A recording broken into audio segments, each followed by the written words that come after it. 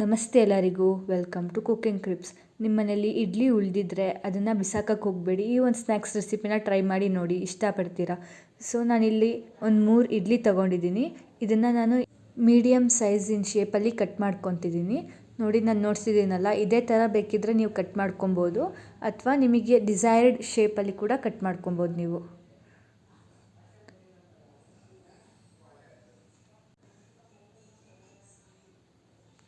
ನೋಡಿ, ಇದೇ ಥರ ನಾನು ಎಲ್ಲ ಇಡ್ಲಿನೂ ಕಟ್ ಮಾಡ್ಕೊತೀನಿ. ನೋಡಿ, ಎಲ್ಲನೂ ಕಟ್ ಮಾಡ್ಕೊಂಡಿದ್ದೀನಿ. ಎಲ್ಲ ಇದೇ ಥರ ಶೇಪಲ್ಲಿದೆ. ನಾನು ಯಾವುದು ಬೇರೆ ಶೇಪಲ್ಲಿ ಕಟ್ ಮಾಡ್ಕೊಂಡಿಲ್ಲ. ಇಲ್ಲಿ ನೀವು ನೋಡ್ತಾ ಇರ್ಬೋದು. ಸೊ ಇಲ್ಲಿ ಇನ್ನೊಂದು ಸೈಡು ಎಣ್ಣೆ ಕಾಯಕ್ಕಂತ ಇಟ್ಕೊಂಡಿದ್ದೆ ಬಾಣಲಿಯಲ್ಲಿ. ನಾನು ಇಡ್ಲಿನ ಇದಕ್ಕೆ ಹಾಕ್ಕೊಂಡು ಗೋಲ್ಡನ್ ಬ್ರೌನ್ ಬರೋವರೆಗೂ ಫ್ರೈ ಮಾಡ್ಕೊತೀನಿ.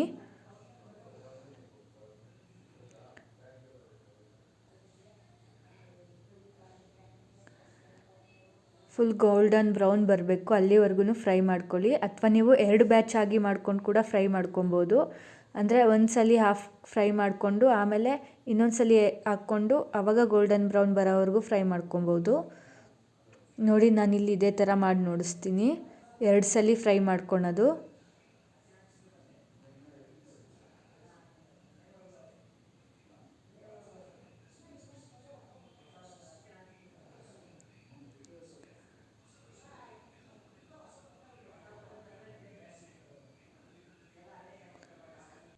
ನೋಡಿ, ಇವಾಗ ನಾನು ಇದನ್ನು ತೆಗ್ದು ಒಂದು ಪ್ಲೇಟ್ಗೆ ಟ್ರಾನ್ಸ್ಫರ್ ಮಾಡ್ಕೊತಾ ಇದ್ದೀನಿ.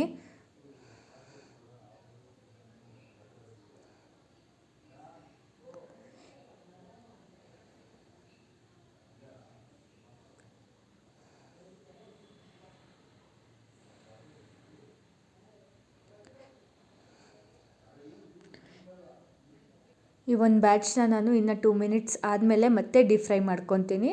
ನೋಡಿ, ನೀವು ಕಂಪ್ಲೀಟಾಗಿ ಡೀಪ್ ಫ್ರೈ ಮಾಡಿದ್ಮೇಲೆ ಈ ಥರ ಗೋಲ್ಡನ್ ಬ್ರೌನಾಗಿ ಕಾಣಿಸ್ಬೇಕು. ಅದು ಆವಾಗ ಮೇಲೆಗಡೆ ಕೋಟಿಂಗ್ ತುಂಬ ಕ್ರಿಸ್ಪಿಯಾಗಿರುತ್ತೆ. ಸೊ ಅದು ಫ್ರೈ ಮಾಡ್ಕೊಂಡ್ಮೇಲೆ ನಾನು ಇನ್ನೊಂದು ಸೈಡ್ ಬಾಣಲಿ ಇಟ್ಕೊಂಡು ಇದಕ್ಕೆ 2 ಟೇಬಲ್ ಸ್ಪೂನ್ ಆಗೋಷ್ಟು ಆಯಿಲ್ ಹಾಕ್ಕೊತಾ ಇದ್ದೀನಿ. ಹಾಗೆ ಒಂದು ಚಿಕ್ಕ ಈರುಳ್ಳಿನ ಸಣ್ಣದಾಗಿ ಹಚ್ಚಿಟ್ಕೊಂಡಿದ್ದೀನಿ. ಇದನ್ನು ಕೂಡ ಹಾಕ್ಕೊಂಡು ಫ್ರೈ ಮಾಡ್ಕೊತೀನಿ.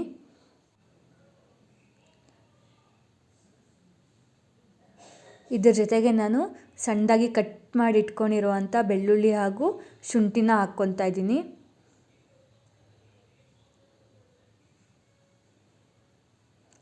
ಇದನ್ನೆಲ್ಲನೂ ಫ್ರೈ ಮಾಡ್ಕೊಳ್ಳೋಣ. ಖಾರಕ್ಕೆ 2ರಿಂದ 3 ಹಸಿರು ಮೆಣಸಿನ್ಕಾಯಿನ ಸಣ್ಣದಾಗಿ ಕಟ್ ಮಾಡಿ ಹಾಕ್ಕೊತಾ ಇದ್ದೀನಿ. ಇದನ್ನು ಒಂದ್ಸಲಿ ಫ್ರೈ ಮಾಡ್ಕೊಂಬಿಡೋಣ. ಹಾಗೆ ಹಾಫ್ ಟೇಬಲ್ ಸ್ಪೂನ್ ಆಗೋಷ್ಟು ಜೀರಿಗೆ ಪುಡಿ ಹಾಕ್ಕೊತಾ ಇದ್ದೀನಿ. ಇದಕ್ಕೆ ನಾನು 1 ಟೇಬಲ್ ಸ್ಪೂನ್ ಆಗೋಷ್ಟು ಸೋಯಾ ಸಾಸ್ ಹಾಕ್ಕೊಂಡು ಮಿಕ್ಸ್ ಮಾಡ್ಕೊತೀನಿ.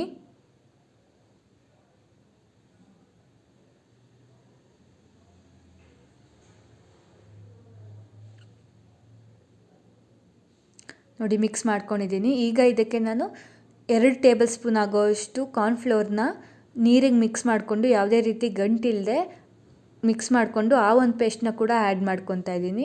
ಇದು ನಂಗೆ ಗ್ರೇವಿಗೆ ಥಿಕ್ನೆಸ್ ಕೊಡುತ್ತೆ. ಈಗ 2 ಟೇಬಲ್ ಸ್ಪೂನ್ ಆಗುವಷ್ಟು ಟೊಮೆಟೊ ಕೆಚಪ್ ಹಾಕ್ಕೊಳ್ಳೋಣ. ಇದನ್ನೆಲ್ಲ ನೀಟಾಗಿ ಮಿಕ್ಸ್ ಮಾಡಿಕೊಂಡು ರುಚಿಗೆ ತಕ್ಕಷ್ಟು ಉಪ್ಪು ಹಾಕ್ಕೊತೀನಿ ನಾನು.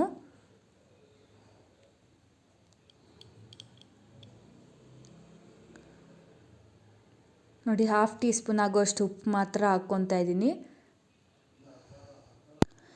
ಈಗ ನಾವು ಆವಾಗಲೇ ಏನು ಇಡ್ಲಿನ ಫ್ರೈ ಮಾಡಿ ಇಟ್ಕೊಂಡಿದ್ವಲ್ಲ ಅದನ್ನು ಹಾಕ್ಕೊಂಡು ಮಿಕ್ಸ್ ಮಾಡ್ಕೊತೀನಿ.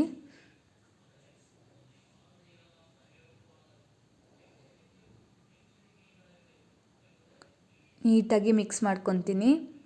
ಎಲ್ಲ ಸಾಸಸ್ ಎಲ್ಲ ನೀಟಾಗಿ ಮಿಕ್ಸ್ ಮಾಡ್ಕೊಳ್ಳಿ.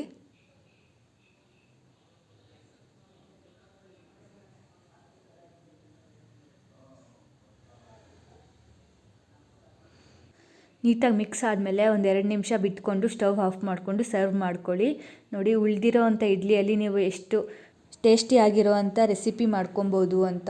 ಸೊ ಈ ಒಂದು ರೆಸಿಪಿನ ನೀವು ಟ್ರೈ ಮಾಡಿ, ಹೇಗಿತ್ತು ಅಂತ ಕಮೆಂಟ್ ಮಾಡಿ ಹೇಳಿ. ಹಾಗೆ ಈ ವಿಡಿಯೋಗೊಂದು ಲೈಕ್ ಮಾಡಿ, ನಮ್ಮ ಚಾನಲ್ನ ಸಬ್ಸ್ಕ್ರೈಬ್ ಮಾಡಿ. Thank you.